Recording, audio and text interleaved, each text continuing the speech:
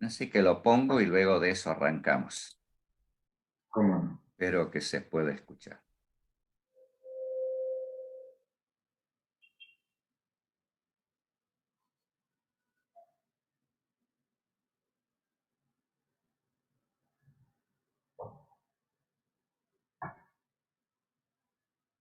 Morará bajo sombras de amor, sobre él no vendrá ningún mal, y en sus alas feliz vivirá. Hoy yo quiero habitar al abrigo de Dios, solo allí encontraré paz y profundo amor. Mi delicia es con él, comunión disfrutar y por siempre su nombre alabar.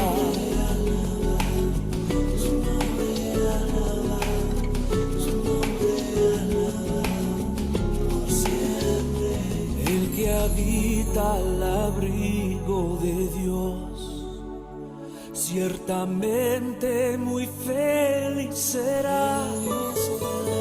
Ángeles guardarán su salud y sus pies nunca resbalarán. Hoy yo quiero habitar al abrigo de Dios, solo allí encontraré paz y profundo amor. Mi delicia es con él, comunión disfrutar y por siempre su nombre alabar.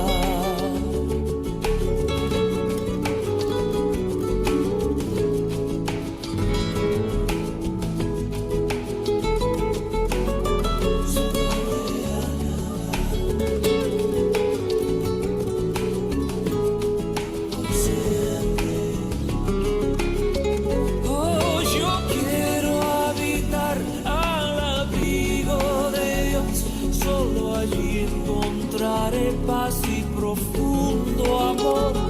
Mi delicia es con él, comunión disfrutar y por siempre su nombre alabar. Y por siempre su nombre alabar. Y por siempre su nombre alabar.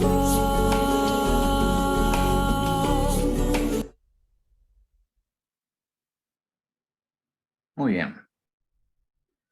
Somos todo oído, Marcelo. Muchas gracias, Ángel. Primero, por si esto lo llega a escuchar alguna persona que sea la primera vez que se acerque a este grupo, no en este momento, pero por ahí escucha la grabación en otro momento alguien, quiero explicar que esta charla está dada en un grupo de encuentro formado principalmente por judíos y cristianos para el diálogo interconfesional, y en particular con énfasis en lo teológico. Y entonces el tema de hoy, el título que le hemos puesto a la charla, que es un tema más de actualidad, más político, por ahí parece que no tiene mucho que ver con la temática habitual que trata este grupo, que tenemos la costumbre de rezar al comienzo y al final de los encuentros. Pero considerando la naturaleza del tema, por ahí no está nada mal que recemos un poquito antes para sintonizar una onda un poquito más espiritual, de paz y de apertura al otro. En este momento, que aquí en Buenos Aires, hoy ya oscurecido, 25 de abril, ya terminó Yom HaZikaron, el día de recuerdo, el día de memoria de los fallecidos en la lucha por Israel, por el Estado de Israel, que son no solamente judíos los que fallecieron y son recordados, hay de otras religiones, hay drusos, cristianos, incluso hay islámicos, los circasianos.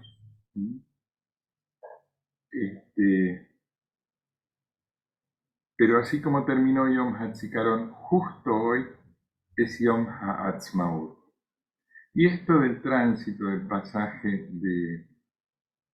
del recuerdo de algo triste y doloroso, el tránsito a la alegría, en realidad es de muy buen auspicio y tradicional, muy común en el pueblo judío. Como empieza, salimos de la tristeza y el dolor de la opresión hacia la alianza y la libertad. Bueno, ¿por qué elegí este tema? A mí me parece que es de muy mala educación andar chusmeando sobre lo que pasa en la casa del vecino. Y que por más que yo sea judío, en teoría debería callarme la boca y dejar que los israelíes que viven allí o no viven allí por alguna circunstancia, pero que sostienen esa ciudadanía, sean los que decidan qué hacen con su país. Y por lo tanto yo como judío, aunque me sienta afectado, en principio creo que lo más ético es que no participe embanderándome por un lado o por el otro, si hay una polémica o una disputa. No corresponde. Sería una grosería, una mala educación, ¿no? Por supuesto que uno en privado, entre su círculo de amigos, puede opinar. Pero dejar grabado un programa en un canal de YouTube sobre esto, una charla, ya es más que opinar entre amigos. Entonces, ¿por qué lo hago? Comparto esto con ustedes para que entiendan mis reflexiones antes de entrar en el tema. Lo amo a Israel en Yom HaAtzmaut. Me alegra el corazón que exista y me duele profundamente lo que veo como un enfrentamiento posible entre hermanos. Me hago eco de las palabras del presidente actual de Israel, el Dr. Herzog. El presidente de Israel en un par de ocasiones habló del riesgo de una guerra civil. Si mal no recuerdo, sus palabras fueron inminentes en alguna ocasión. Y ya si un presidente de un país que más o menos funciona dice, hey, ahí hay un semáforo rojo, no lo podemos cruzar, hay un peligro de que esto destruya esta sociedad, ahí yo creo, yo como judío me siento convocado por lo menos a tratar de explicarle a nuestros amigos cristianos que están atónitos ante esta situación y no la entienden, qué es lo que yo entiendo de cómo hemos llegado aquí. Que no es lo mismo que embanderarme con los de un lado o con los del otro. Entiéndanme. Yo no les voy a decir, este lado tiene la razón y aquel está equivocado. ¿Okay? No es ese mi objetivo. Y para eso, para poder explicarles cómo llegamos aquí, hay que hacer un poco de historia. Un poquito.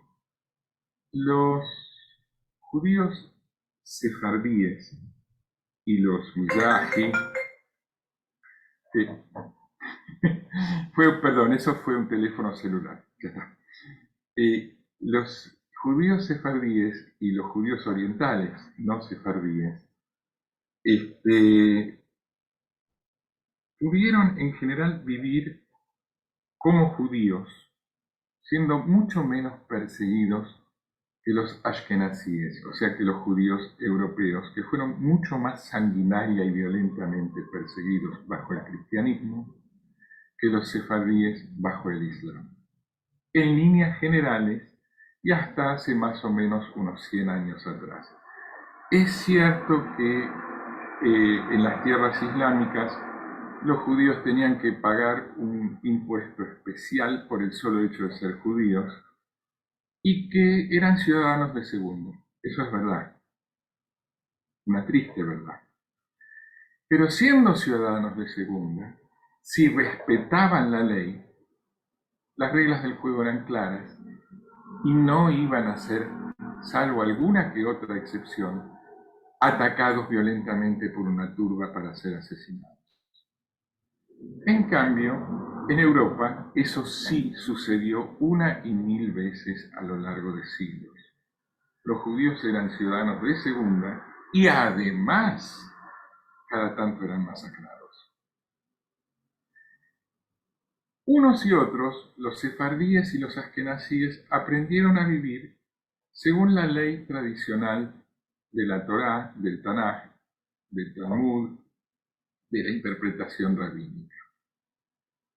Unos y otros, sefardíes y askenazíes, vivieron en un archipiélago de islitas pequeñas de comunidades relativamente aisladas, comunicadas entre sí, pero rodeadas cada una de ellas por un mar de otras gentes que no conocían y rechazaban la ley del pueblo judío y sus tradiciones y su cultura. Ahora bien, la persecución en Europa, siendo más sanguinaria, en 1810 más o menos, pasó algo interesantísimo. La Revolución Francesa y luego Napoleón, sobre todo, que cuando avanzó en su proyecto imperialista sobre Europa, fue liberando a los judíos de los países que invadía y dándoles derechos de ciudadanos, pero auténticos, ciudadanos. Entonces, la práctica judía, la vida en la comunidad judía, dejaba de tener sentido porque ya no tenían que vivir encerrados como judíos. Podían ser ciudadanos de pleno derecho e irse de la colectividad en la que habían desarrollado su vida de acuerdo a la ley tradicional de la Torá. Napoleón les dio la opción de poder ser ciudadanos franceses de religión judía. Y la identidad judía pasó a ser una cuestión puramente religiosa, circunscripta, así como en general los europeos circunscriben su práctica religiosa a una parte de su vida y en el resto no interfiere mucho. Esta experiencia fue muy tentadora para muchos judíos askenazíes que se alejaron de la vida comunitaria y se asimilaron. Dejaron atrás su identidad judía, muchos entraron en matrimonios mixtos, empezaron a hacer carreras profesionales, las leyes ya no los excluían.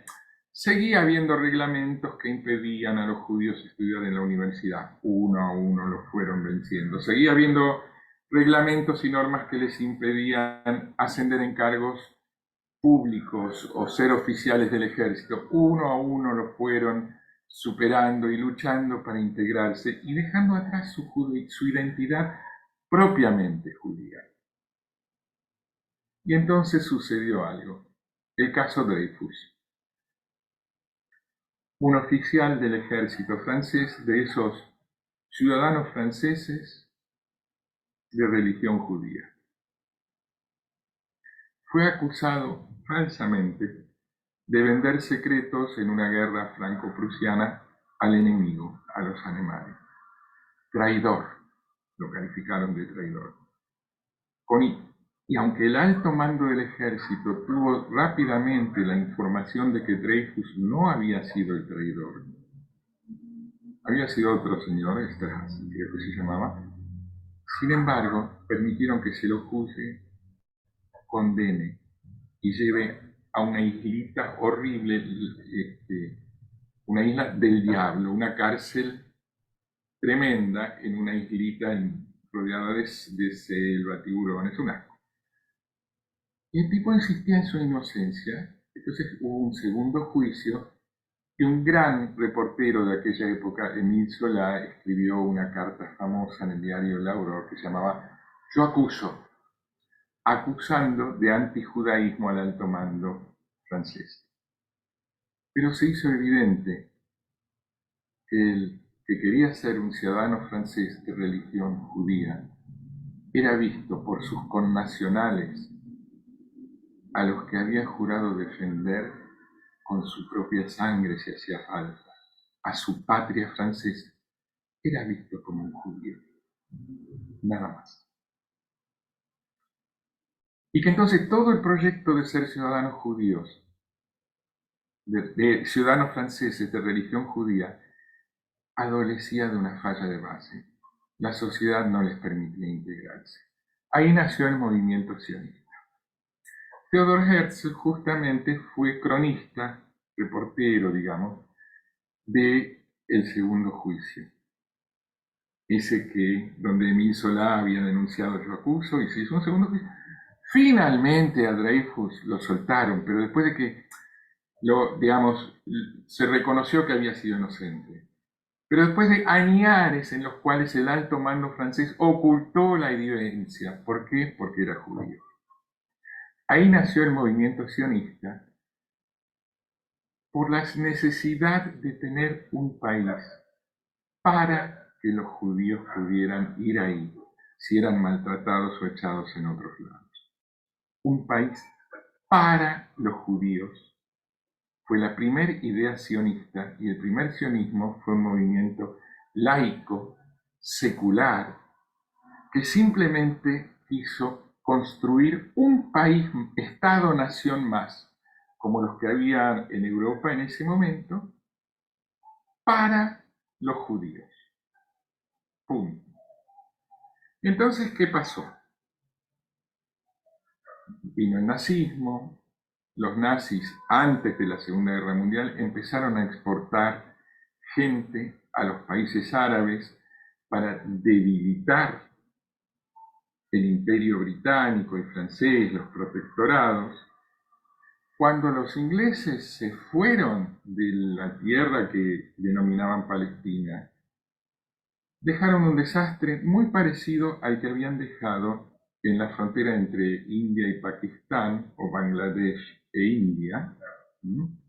Dejaron fronteras arbitrarias con gente de un lado y del otro que tuvieron que cruzar, dejaron un enfrentamiento, futuras guerras latentes. Lo dejaron también en la tierra de Israel.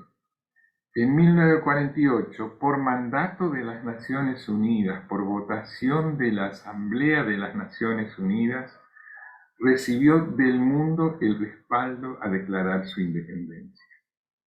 Pero en los países árabes, donde se habían refugiado muchos jerarcas nazis, ya desde años antes de la declaración de independencia de Israel, había factores culturales muy fuertes que se oponían a un país para los judíos.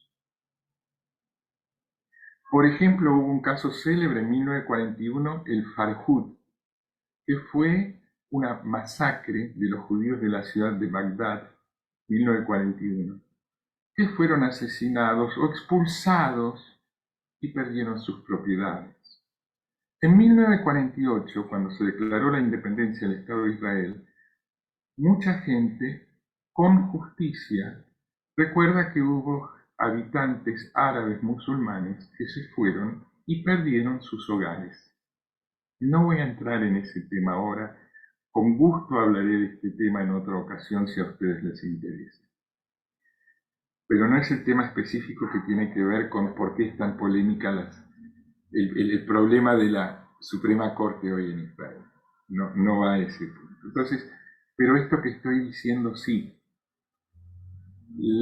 Los ideólogos antijudíos dispersos por el mundo árabe contribuyeron a que cuando se declaró la independencia de Israel, muchísimos países árabes expulsaron a los judíos, o si no los mataban, se quedaron con sus propiedades que nunca les fueron devueltas, fueron nacionalizadas, apropiadas.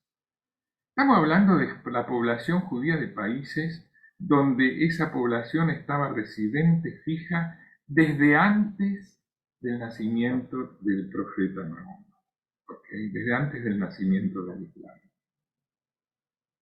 Y de allí fueron expulsados por la fuerza y nadie les devolvió, hasta el día de hoy no les pidieron perdón ni les devolvieron sus propiedades, hasta el día de hoy. ¿No? Centenares de miles. Y toda esa gente que no habían sido sionistas en el sentido de querer un Estado-nación al estilo europeo para los judíos, viajaron a Israel. 2/3 de ellos fueron a vivir a Israel, porque Israel los recibía, era un país para los judíos. Pero ellos querían un país judío. Era otra cosa. ¿Se dan cuenta? Esta diferencia es conceptualmente fundamental. Un país judío, a ver, piensen en la República Islámica de Irán. Eso es un país islámico. Un país construido en base a una identidad religiosa, con una ideología de Estado que avala esa identidad. Y una legislación constitucional, todo acorde, coherente. Eso es un país teocrático. No lo discuto, no es mi... Todo bien, es su vida, listo. Pero la cuestión es que los judíos que viajaron, expulsados de los países árabes, al Israel naciente, llegaron con una mano adelante y otra atrás a lo que ellos esperaban fuera un país judío. A muchos de ellos que fueron invitados a huir llevándolos en aviones, estamos hablando de gente en una época donde no había teléfonos celulares, de gente que no conocía el cine, no conocía la radio, no leían los periódicos escritos en el idioma del país en el que vivían, y que se movían en su mundo, de su cultura judía ancestral. Algunos de ellos, Etiopía, Yemen, los llevaron a Israel diciéndoles que era en alas de águilas, en alfombras voladoras, así se llamaban los operativos para llevarlos en aviones a Israel y salvarles la vida. Esa gente llegó a un país fundado por sionistas laicos seculares socialistas, mayormente. Había de todo, hubo Ahadam, hubo sionistas religiosos, pero la verdad es que en el comienzo del sionismo, la gran mayoría de los religiosos del mundo, judíos, se opusieron al sionismo. Con declaraciones formales, el movimiento conservador judío públicamente anunció que estaba en contra de la creación de un Estado de Israel, por ejemplo. Pero no era el único. Después, una vez establecido el Estado de Israel y con políticas de Estado para tratar de ayudar a que los creyentes y practicantes se integraran dentro de la sociedad israelí, empezó a haber cada vez más judíos creyentes y practicantes sionistas políticamente. Cambió la dirección del péndulo, hoy hay muchos creyentes y practicantes sionistas. Pero la diferencia entre un país para judíos, aunque sean laicos y seculares, simplemente un país para recibir a los que son perseguidos por un lado, y un país judío viviendo de acuerdo a la Torá y a la Halajá, esa diferencia nunca se puenteó, se zanjó. Quedó siempre como asignatura pendiente. En las primeras décadas del Estado, el mando lo tenían los fundadores, que crearon un país socialista a través de las instituciones que armaron al Estado y que todavía existen en parte. Pero se fue produciendo un desplazamiento demográfico. Los que venían de países, digamos, de la región, tenían un poco más de hijos, y concretamente hoy en día son 2/3 de la población.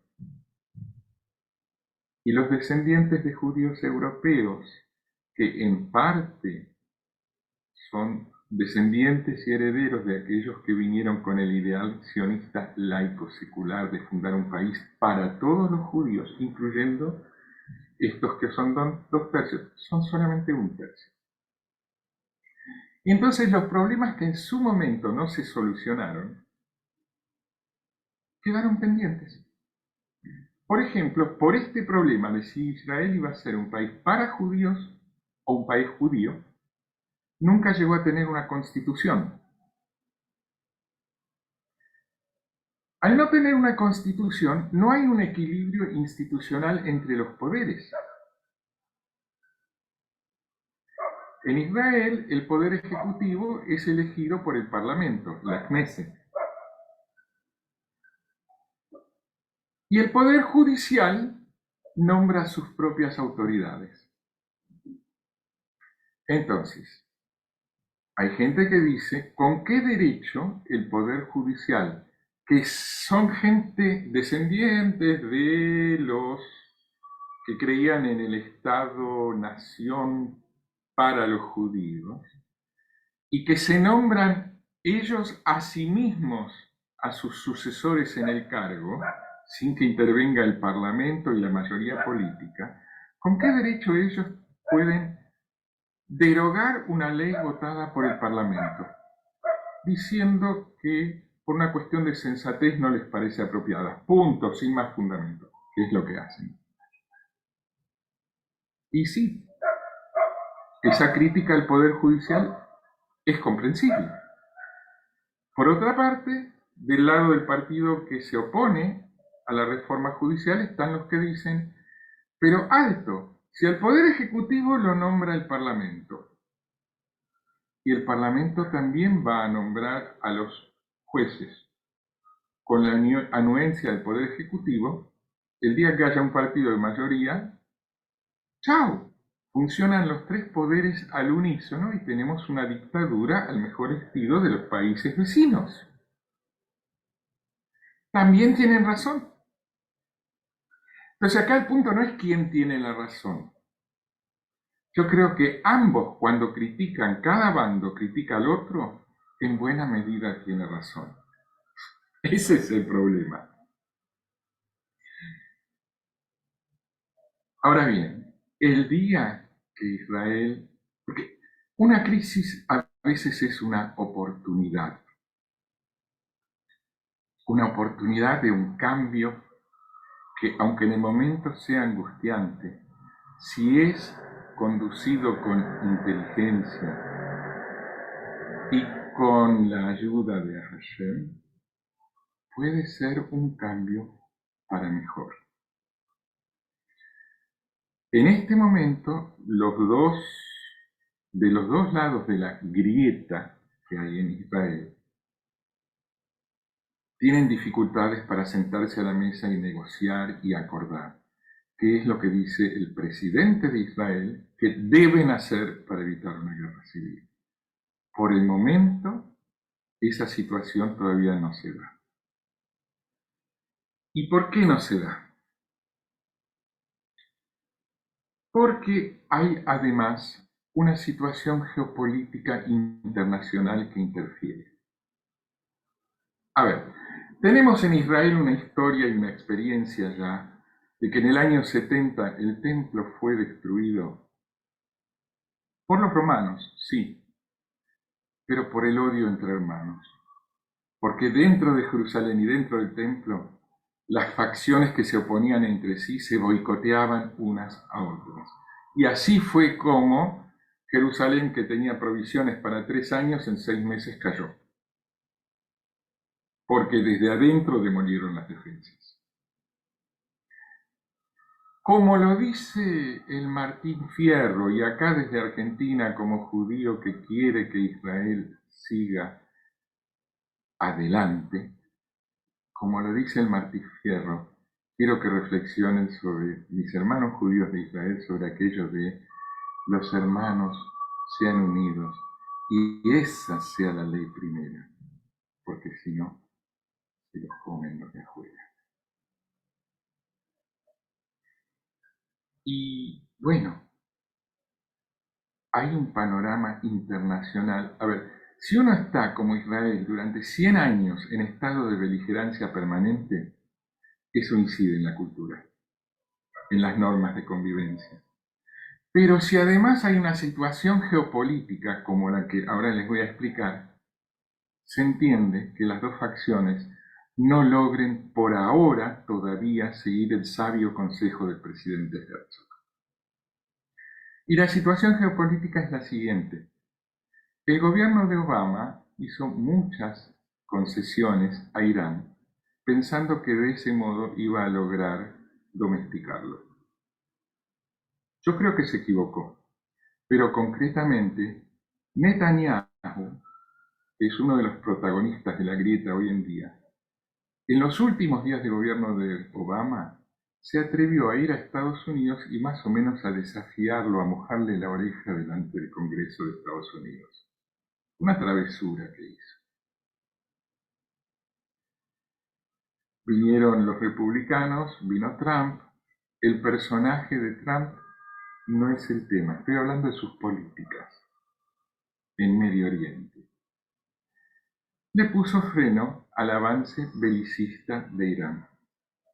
Le puso freno, impuso sanciones económicas para que Irán tenga más dificultades en construir armas atómicas con las cuales eliminar, borrar del mapa a Israel, como declara públicamente el gobierno israelí que quiere hacer y para lo cual desarrolla sus armas y entrena a sus militares. Trump frenó eso efectivamente. Hubo un cambio en la política exterior estadounidense cuando ganó Joe Biden las elecciones como demócrata por los escándalos y tonterías que hizo Trump. No estoy queriendo defender a Trump, estoy hablando, o a Biden, estoy explicando que esta oscilación entre republicanos y demócratas implica un cambio en la política externa. Los mismos personajes que en su momento negociaron para Obama con Irán son las mismas personas que hoy conducen la política en Medio Oriente para Biden, con los mismos proyectos. Y una de las cosas que hicieron fue soltarle la mano a Arabia Saudita, soltarle la mano a Israel y darle menos sanciones y más dinero a Irán. Y además, ya que Bibi Netanyahu tuvo el atrevimiento de desafiar a Obama ante el Parlamento norteamericano, funcionarios públicos como un embajador norteamericano se permitieron opinar sobre cuestiones de política interna israelí, cosa que un diplomático de carrera no debe hacer nunca, apoyando a la facción que se opone al proyecto de reforma judicial de Bibi Netanyahu. Entonces, este es el panorama internacional geopolítico que se mete en la política interna israelí para abonar el disenso y la falta de negociación y acuerdo entre las facciones de la grieta en Israel. Hasta acá no sé si he sido claro. Esta es mi visión desde Buenos Aires. Yo entiendo que Israel necesita una constitución, que sí, que el poder ejecutivo no debe poder controlar al poder judicial y que el poder judicial tampoco debe actuar arbitrariamente para oponerse a las leyes legisladas por el legislativo. En otras palabras, en Israel, y acá voy a dar mi opinión personal, que ya no es todo el desarrollo que hice. Creo que sí, que hace falta una reforma judicial, no es la que propone el gobierno de Netanyahu. No tiene que ver con una situación de corrupción personal de los gobernantes, aunque esa anécdota también está. Pero acá, por la experiencia argentina, eso lo vemos como el tema central. No sé si soy claro. No es el tema central. El tema central es que nunca se pudo resolver el conflicto ideológico entre un país para judíos o un país judío. Y esa diferencia ideológica impidió que hubiera una constitución que regule el equilibrio de poderes. Y ahora el panorama internacional hace que el encuentro entre oponentes políticos se vea dificultado por fuerzas externas al país.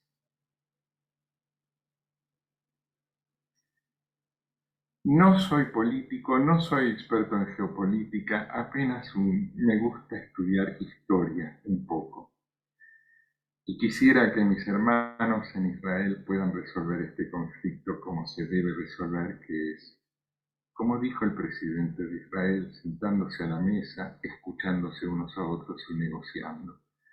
Pero creo que judíos y cristianos que no vivimos en Israel tenemos derecho a poder pensar un poco y entender un poco más qué es lo que pasa allá. Por eso esta charla. No soy el dueño de la verdad. Ahora podemos pasar a conversar entre todos sobre este tema, pero por ahí el día de mañana viene a este mismo foro a hablar alguien que quiera exponer por qué no está de acuerdo conmigo, en qué considera que me equivoco, y por mi parte, encantado, y lo voy a escuchar muy atentamente, en caso de que esa persona surja. Bueno, hasta acá lo que quería contarles para tratar de que se entienda un poco más qué está pasando en Israel hoy, por qué tanto lío. Le cedo la palabra a Ángel Schönberger para que coordine a ver si alguien quiere participar, preguntar, decir, comentar, criticar o aportar desde otro lado. Gracias por la paciencia, por escuchar. Gracias, Marcelo, por lo menos de mi parte, entender un poco más la situación y dejo abierto para comentarios y preguntas.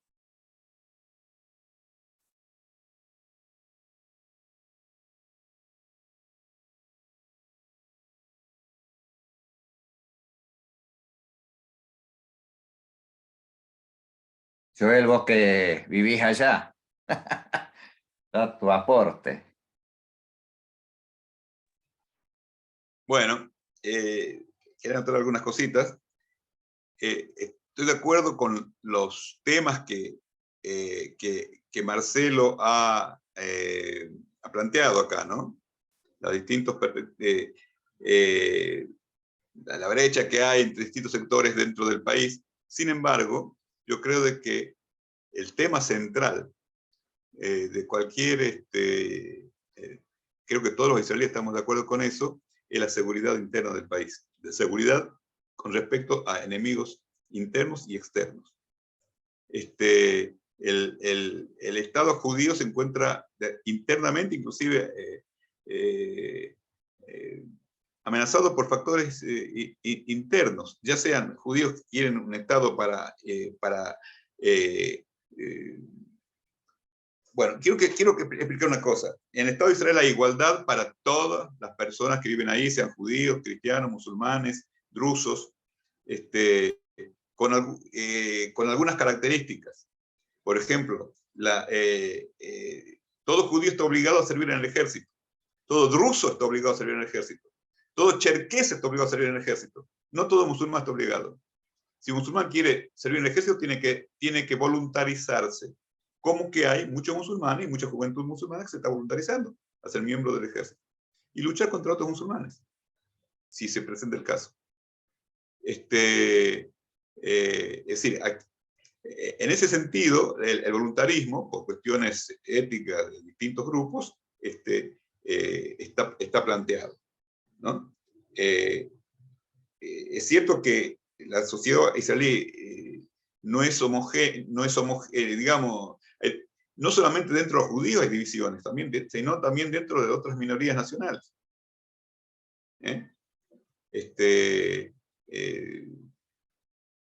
De repente ocurre no de repente, ya hace varios años, de que chicas y muchachos musulmanes se reclutan al ejército voluntariamente. Hay comunidades como los cherkeses que son étnicamente rusos blancos, pero de religión musulmana. O otra minoría como los drusos, que son árabes, pero de religión drusa, que es una religión que viene del Islam, no entremos en eso. Es decir, y todos son partes dentro de, es decir, son minorías que defienden al Estado de Israel físicamente también. Por supuesto que hay mucha contra adentro, especialmente en los territorios que han sido, que se han agregado, algunos dicen anexados, otros dicen después de la guerra de los 6 días. Otros dicen liberados, no interesa. Pero existe esa...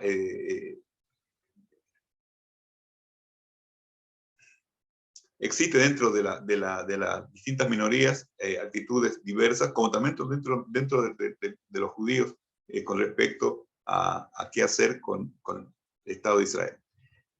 De cualquier manera, Israel es una democracia, cosa que a los argentinos es un poco difícil de entender qué significa eso por experiencia argentina. Yo mismo como argentino no entendía lo que cuando llegué a Israel hace 53 años, no entendía lo que era democracia.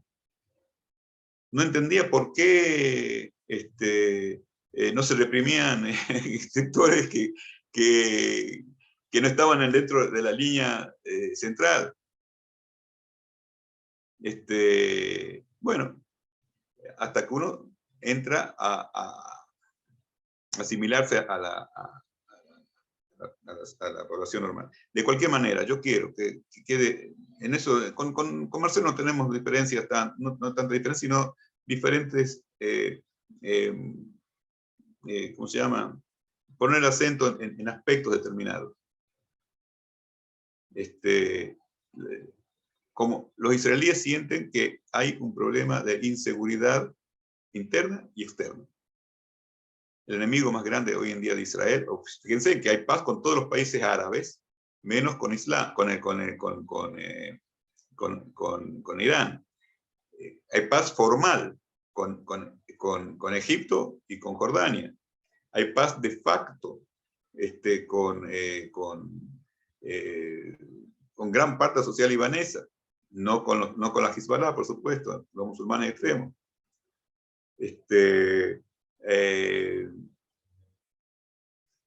Pero es decir, que no es una cosa de que está determinado que judíos no van a poder vivir tranquilos en paz. Hay paz, por ejemplo, y colaboración de seguridad con los países árabes que se sienten amenazados por el Islam, como la Arabia Saudita, los Emiratos. Hay gran colaboración en ese sentido, a pesar de que no hay relaciones formales. Pero eso también son aspectos que hay que tener en cuenta. Y que todo gira alrededor de la seguridad, no solamente de Israel, sino también de los países árabes que están rodeando a Israel.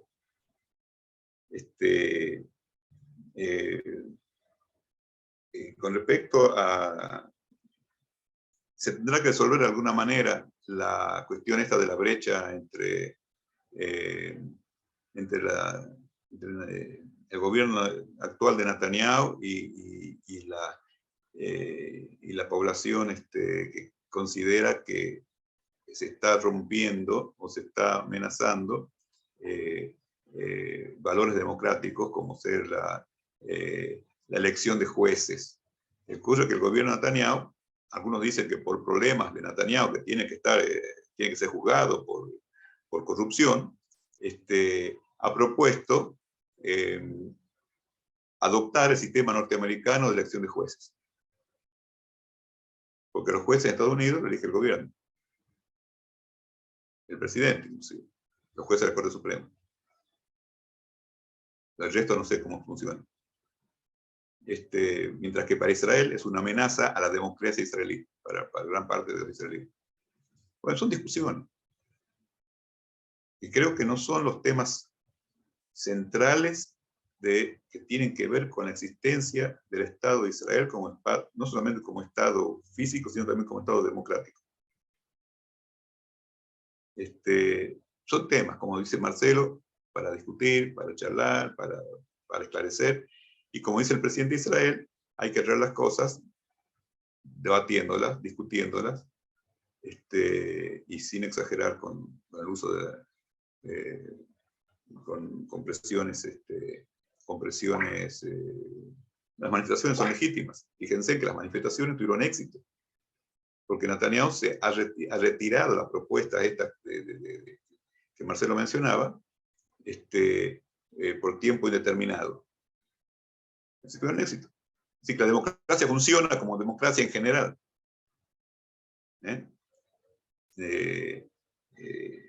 Hay sectores, bueno, no quiero entrar en detalles porque lo voy a dormir más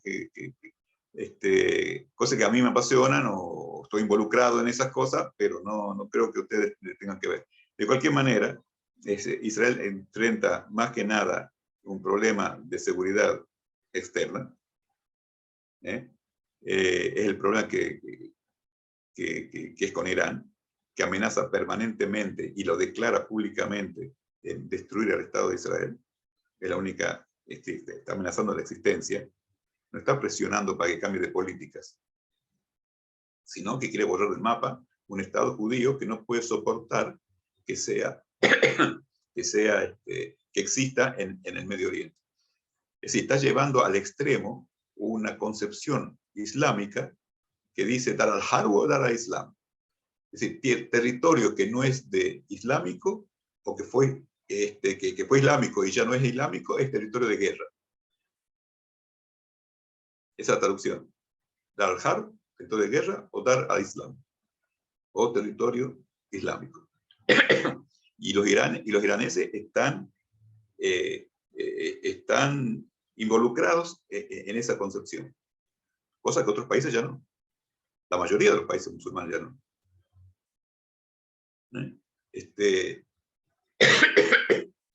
Pero sin embargo, Irán es una potencia que está cerca de ser país nuclear y es muy peligroso para Israel. Así que si va, no sé cómo se desarrollará. Algunos comentan de que Israel no puede permitirlo de ninguna manera, de que Irán se convierta en un estado atómico, es decir, y va a tomar medidas al respecto. En muchos casos lo hace, pero no entremos en esas cosas, en muchos detalles. Bueno, hasta acá nomás quería complementar un poquito lo que dice Marcelo y escuchar a ustedes qué piensan de todo esto. Así que me pongo. Muy bien, ¿alguien más quiere preguntar o hablar?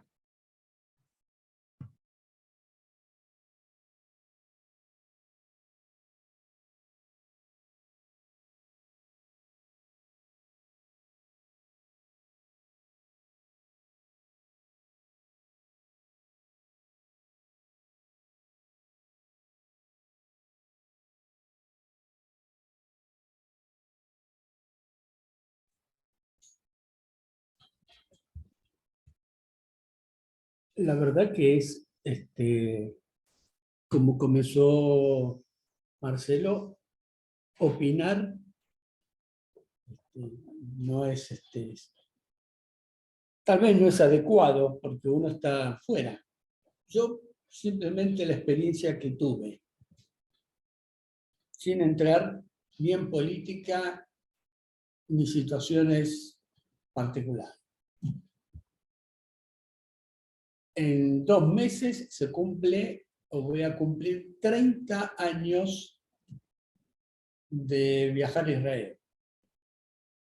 A veces en forma periódica, otras veces más distanciada.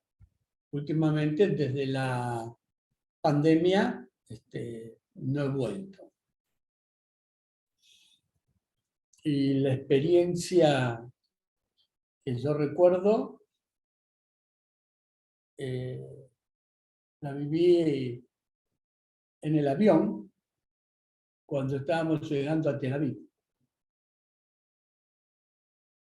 en donde de pronto, hace 30 años, un grupo de judíos se paró en el avión, fue atrás y empezó a cantar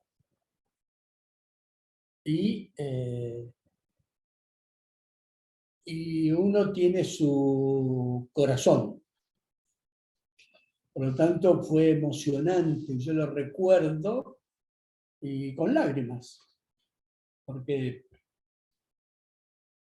tenía 40 años y era la primera experiencia y pensaba que iba a ser la única, así que habiendo estudiado y conocido acerca de Israel, yo iba a lo que conocemos como Tierra Santa.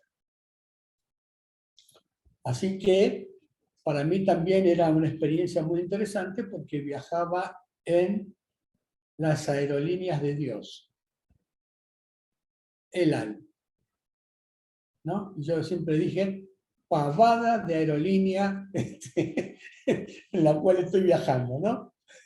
En las aerolíneas de él. Y cuando llegamos a medianoche y fuimos al hotel, yo iba con un grupo también de compañeras. Fue una experiencia muy interesante porque en un grupo de 6 mujeres era el único varón, así que iba a tener una experiencia extraordinaria en Israel porque todos me miraban de una manera particular, de tener 6 mujeres más una en Argentina. Así que no podían ver cómo era posible, ¿no? En el hotel donde los hospedamos, precisamente en Jerusalén, esa mañana, entre que llegara la madrugada y esa mañana que teníamos que ir a Beyán, me afeité con la ventana del baño abierta mirando Israel, mirando a Jerusalén. Es decir que lo que yo viví es un país, el Estado de Israel, de una manera muy, muy particular. Yo conocí Israel de esta manera, porque fui a la Tajaná ese día con mi bolso, con mi mochila o bolso, para tomar el micro, el bus, y estaba primero en la fila. Mejor dicho, no estaba primero en la fila, sino que estaba en la fila y no pude subir al micro porque mientras trataba de meter mi mochila en el buche, la metieron todos y no había lugar. Así que tuve que esperar. Y después me estaba primero en la fila y cuando llegó nuevamente el micro, hace 30 años, yo dejé pasar porque detrás de mí había 2 mujeres y entonces como caballero dejé que pasaran ellas y me quedé abajo. Me quedé abajo. Porque pasaron ellas 2 y todo lo que venían atrás. Así que aprendí lo que quien me dirigía en la cuadrícula de la excavación, cuando yo le abría la puerta para entrar al salón de Kibbutz, ella me decía, Macará, ¿por qué? Pasa tú, ¿no? Entra. Así que viví un montón de cosas, entendiendo como que este Estado de Israel, esto que decía Marcelo y también Joel, es para judíos o es un Estado judío, como hicieron la distinción, que nunca se pudo zanjar, pero veía como algo especial, es especial. es especial. Para los que están ahí, es especial. Y es especial para nosotros, que como cristianos íbamos, ¿no? Y vivirlo de esa manera. Para mí todo era especial. Y fui a vivir en el Kibbutz Nir David, en donde había después algunos argentinos. Y cuando yo enviaba algo que fue una antigüedad, un fax en aquella época, a la familia, un fax que a veces llegaba por la mitad, cómo transmitir lo que estaba viviendo.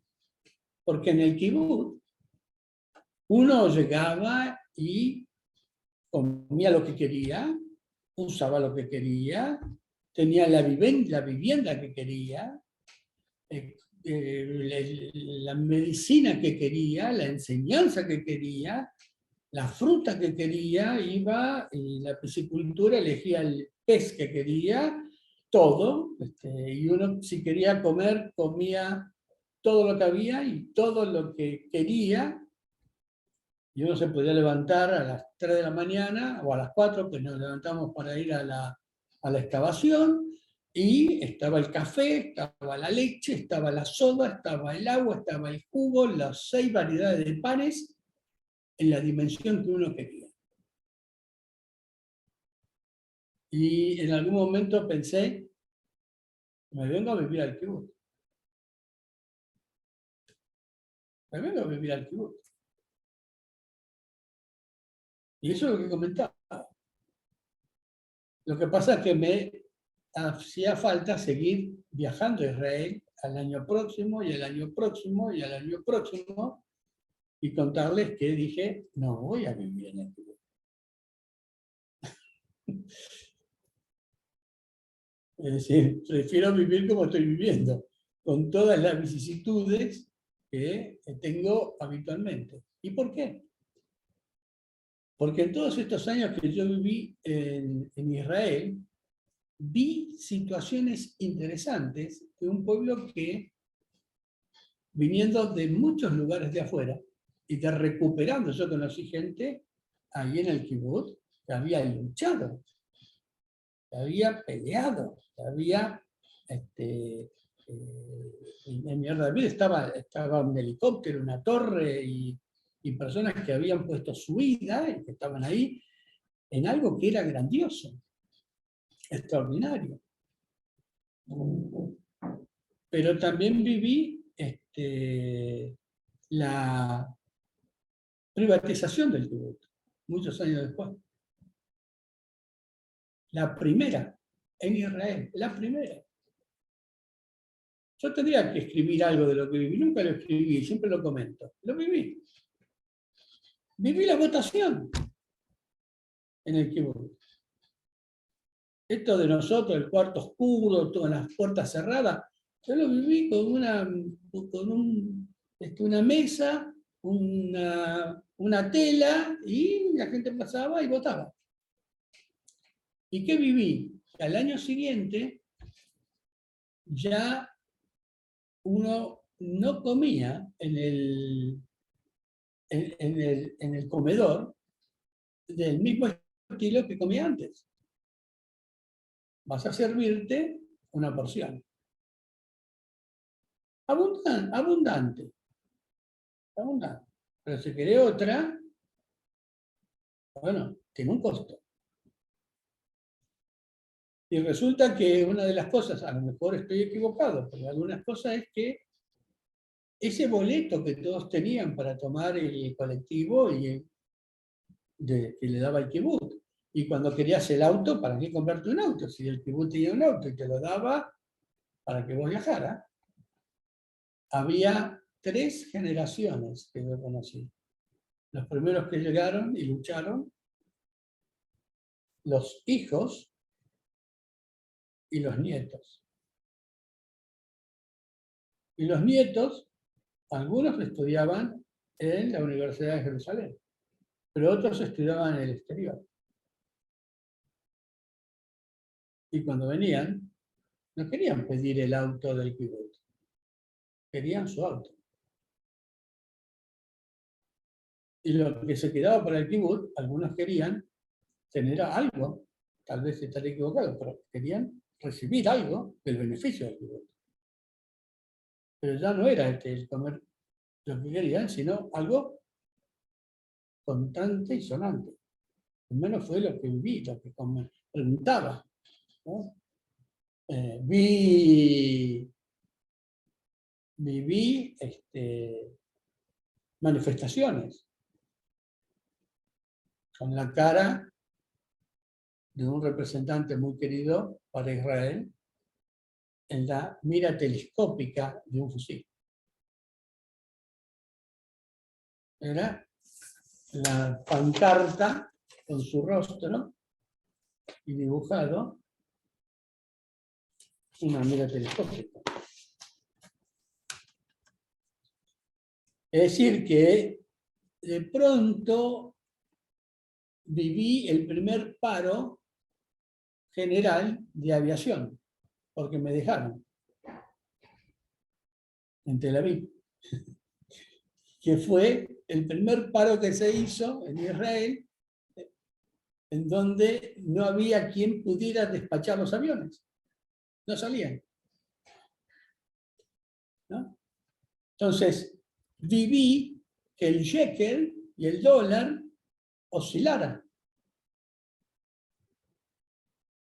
Y a veces, más o menos como lo que oscilaba en Argentina, aunque nosotros siempre hemos ganado, ¿no?, en esa oscilación.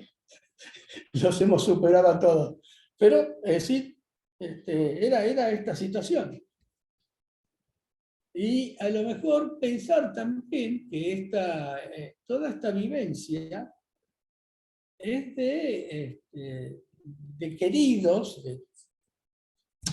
Yo suelo usar la frase de apropiarme de la frase de Bonhoeffer, un pastor alemán, que no es un perro, ¿no?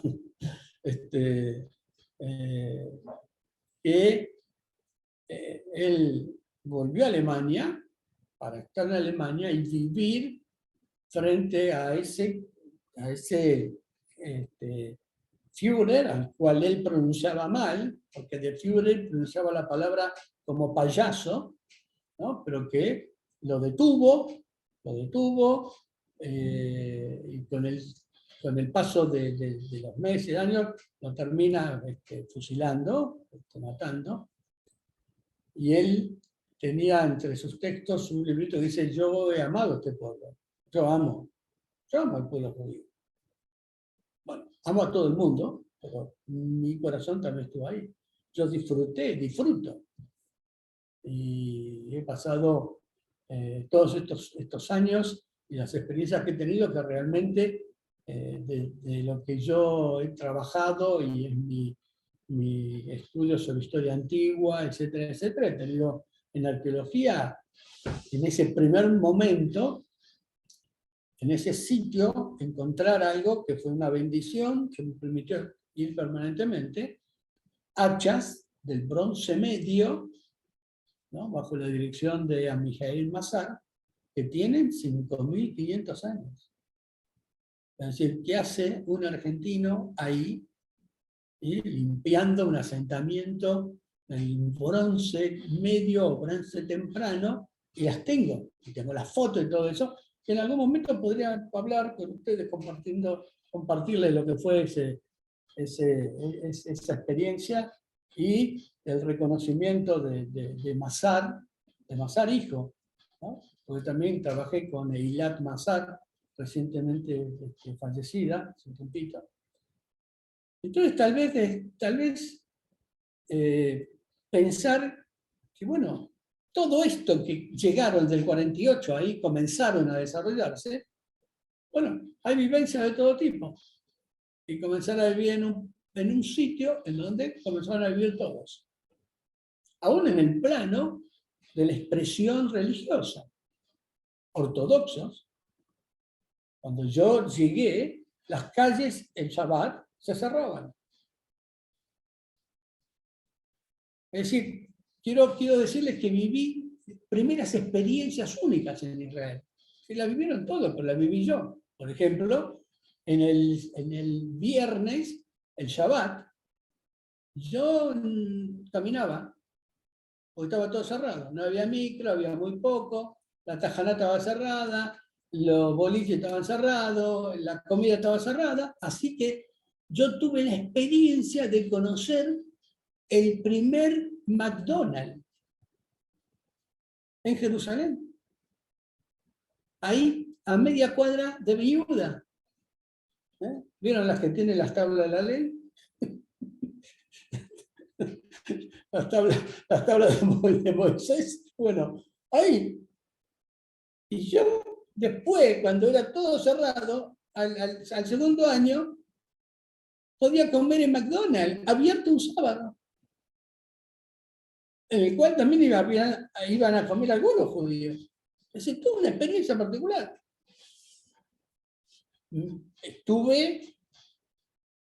Viví cuestiones peligrosas muchas. Entonces, desde volar con una camioneta en la esquina llena de bombas, de explosivos, en donde vi el robot salir a buscarlo, y yo pasé viernes, sábado, hasta que el domingo a primera hora desactivaron todo. Podía haber volado. Volví una semana antes que destruyeran la pizzería que estaba en la esquina de King George y Ben Yehuda, y la otra, ahí comía pizza. Ahí yo comía Ya fue pizza. King George. Exactamente, Jaffa es. Ahí comía pizza. Yo me fui una semana antes. Y ahí comía con las familias. Bueno. Porque estaba muy grande, güey. Sí. Bueno. Sí. Muchas cosas que podría. Tengo 30 años de experiencia. Tal vez, si no son 30, serán 22 o 25. ¿No? Cosas interesantes. Aún, cómo encontrar judíos ortodoxos, con los cuales compartí, judíos mesiánicos, que ustedes conocen, los cristianos, que tenemos bastantes vueltas, en particulares, pues también tenemos las nuestras, los grupos islámicos, los grupos ortodoxos rusos, y cada uno en su espacio, y cómo parcelamos Jerusalén. Es decir, ahora cuando hablaba Marcelo y Joel, estaba recordando todo eso, ¿no? No los quiero abrumar con estas cosas, sino decirles una, y aguántenme aunque sea unos minutos más, aunque ya se pasó el tiempo. Un Shabbat salgo de Nir David y voy caminando hasta Beyán. Son unos kilómetros. Me puse mi gorra, mis pantalones cortos, mi zapatilla y caminar.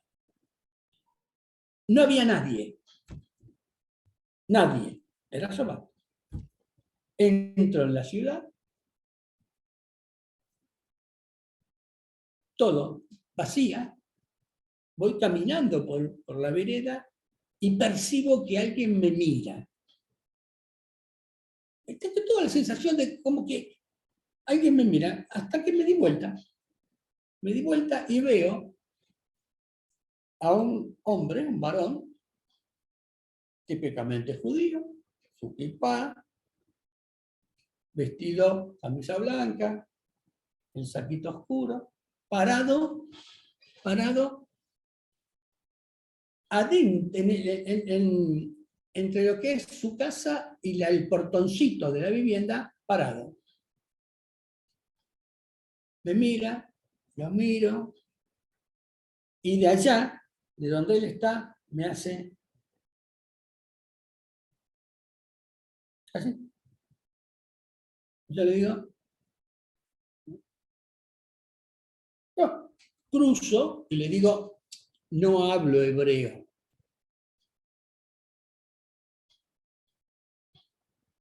Él me mira, yo lo miro, así, ¿eh?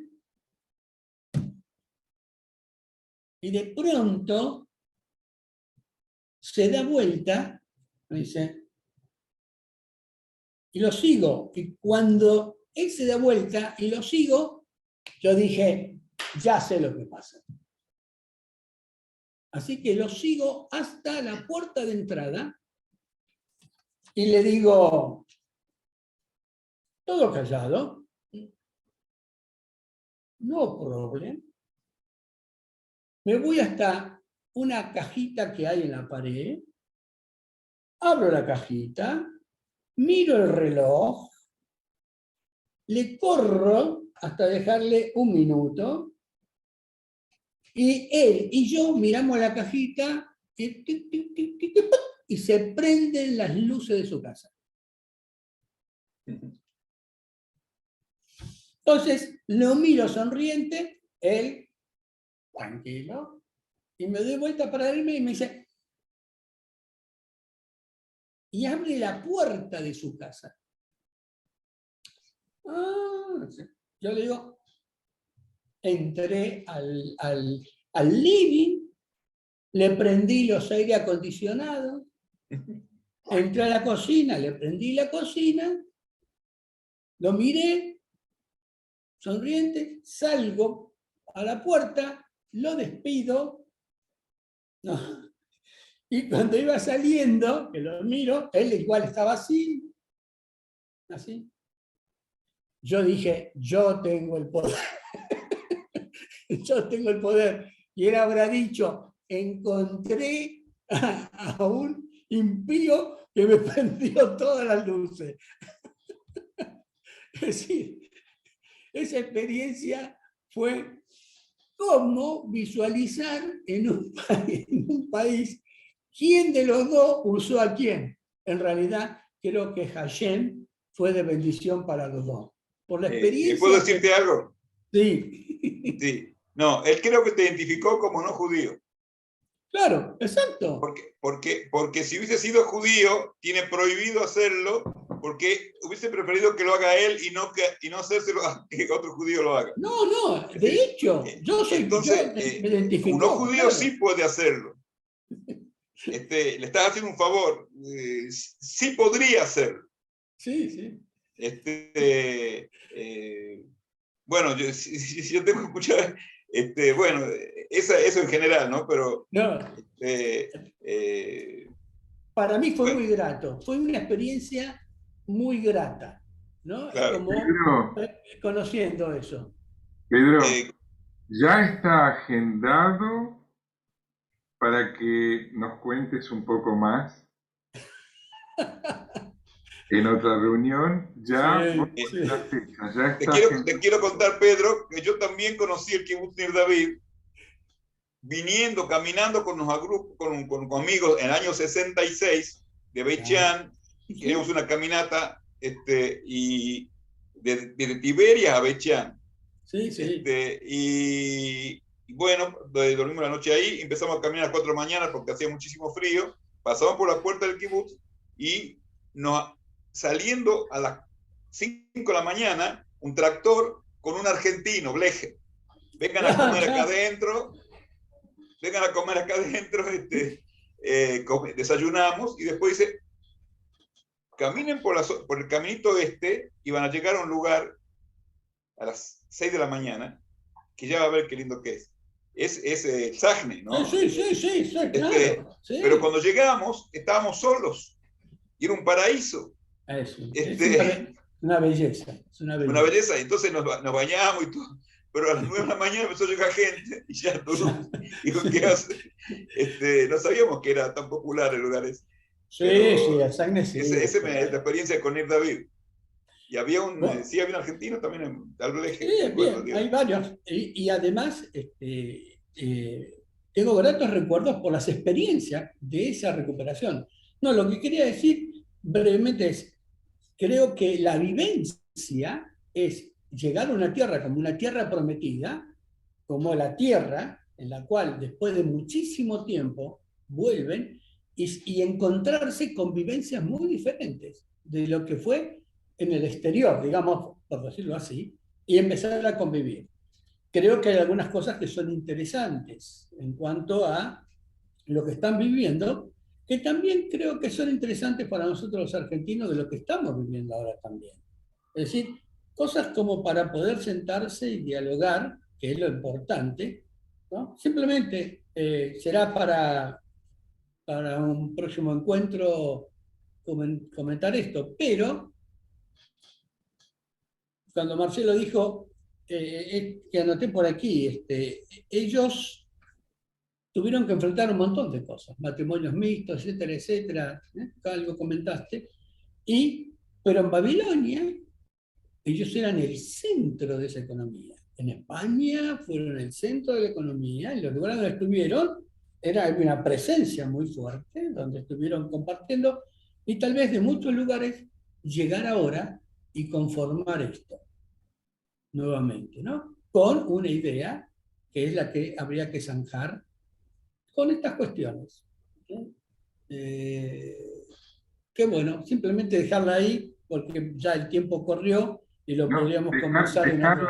dejarla ahí por ahora, por hoy.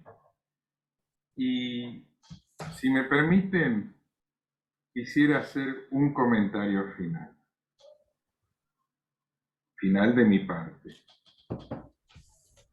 Que así como hemos en este grupo que hoy formamos dos que nos reconocemos como judíos, tres que se reconocen como cristianos, hemos podido desde el corazón compartir un encuentro para escucharnos unos a otros, alguno en silencio, otro más locuaz, pero escucharnos unos a otros para aprender, para entender, sin que nadie por escuchar al otro haya dejado de ser él mismo o ella misma, ¿no es cierto?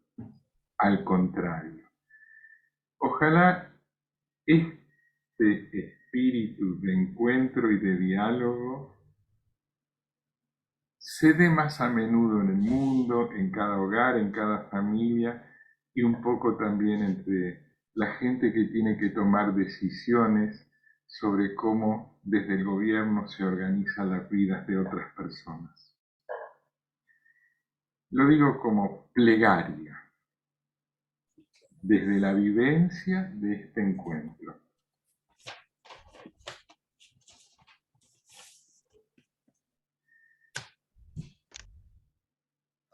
Muy bien, muchas Amén. gracias. Muriel, sí. Lo digo amén para todos. Yo también. Muy bien, muchas gracias. Amén. Y Pedro, ¿te podés quedar? Así corto Sí. la grabación.